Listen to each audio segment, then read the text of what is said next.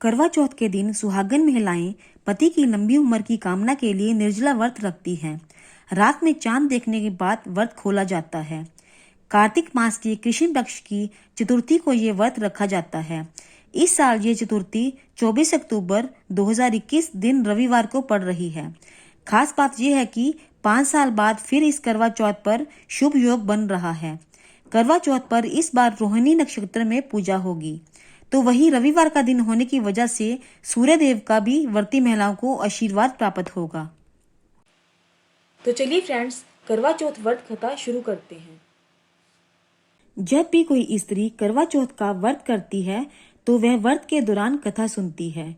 व्रत के दौरान कथा सुनने की ये प्रथा प्राचीन काल से चली आ रही है।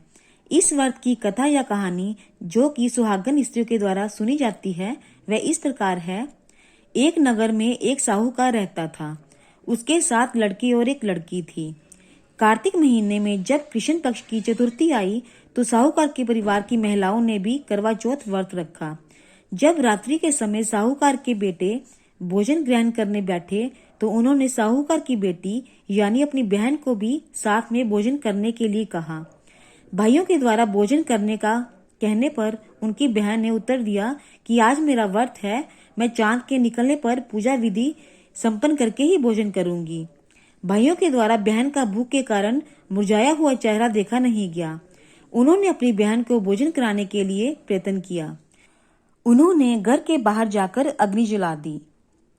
उस अग्नि का प्रकाश अपनी बहन को दिखाते हुए कहा कि देखो बहन, चांद निकल आया है।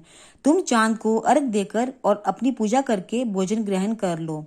अपने भाइयों द्वारा चांद निकलने की बात सुनकर बहन ने अपनी भाभीियों के पास जाकर कहा, भाभी चांद निकल आया है, चलो पूजा कर लें। परंतु उसकी भाभी अपने पति द्वारा की गई युक्ति को जानती थी। उन्होंने अपनी ननंद को भी इस बारे में बताया और कहा कि आप भी इनकी बात पर विश्वास ना करें। परंतु बहन ने भाभीियों की बात पर ध्यान न देते हुए पूजा संपन्न कर भोजन ग्रहण कर लिया। इस प्रकार उसका व्रत टूट गया और गणेश जी उससे नाराज हो गए।